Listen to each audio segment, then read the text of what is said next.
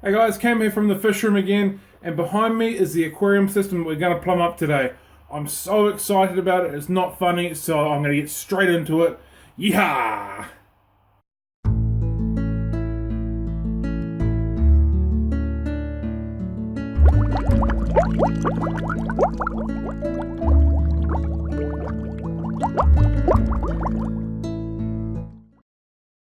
Okay, so today's job, if I choose to accept it, which I do, is to plumb up this rack of aquariums. So basically it's all running on the one sump. Water goes back up and in and sort of comes back over on some pipes that go into the tank. Water comes out through that, through some plumbing that goes in behind and back into the sump. So it's a fairly simple system really. Some of you may recognise this. When I was in the shop, it was the marine setup. So this was the frag tank, and then all through here were the aquariums for the fish.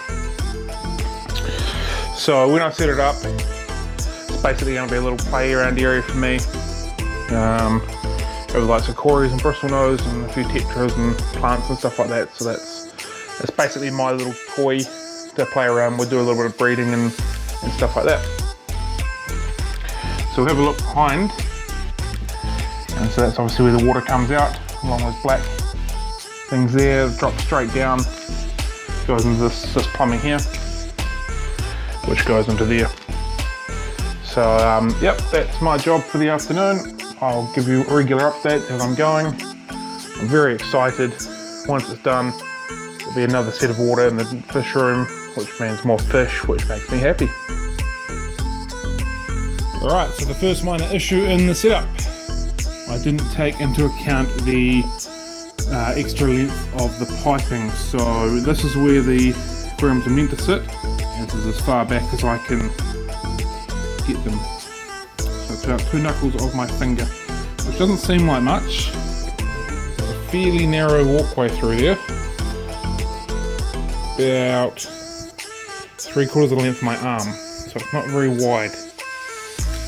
It was already going to be a push when we were in this sort of area, but it's even more of a push, so I'm going to have to pull the rack out and hope that I can just deal with the smaller space. Alright, so the top piece is sitting where I want it. I need to get another wee bracket to bring that up a little bit, which I don't seem to have one. And I remember in the shop, the return came out here and went down into the tanks, whereas this is now on the wall.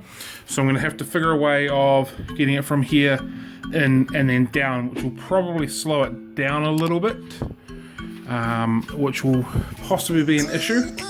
But we'll see. I might have to change the pump, but we might be okay. It might be more of an issue down this end, at the furthest end from the pump, into this bigger tank here. It was already a bit slower, so it was generally more open than what the ones down that end with it anyway, but it'll be a bit of fine tuning. We'll see how we go.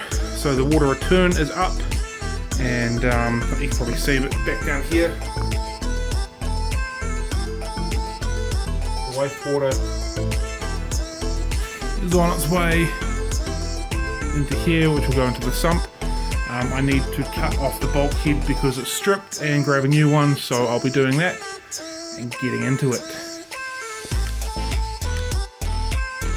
Alright, I've been to the hardware shop and I have created what I call Frankenstein. So basically I had a whole bunch of pipes left over. This was made to fit the previous premise. A little bit different here, so I had to cut a few things. We glued a few things together, so I've just hacked and cut and made it work this way. The positive side, of course, is I get to try a few different ways to see whether or not, or which method works best. Whether it's straight out, putting the water back in, sort of through into this point, back down, back out across, a different angle, or straight down, lower in. So there are about 5 different ways of seeing, or getting the water back in. As you can see, I'll get them all going and I'll work out which one's best, and I'll just swap all over to have the one that works the best. But for the time being, this is going to do the job. So I filled TANKENSTEIN up, everything going sweet, and then all of a sudden I heard a crack.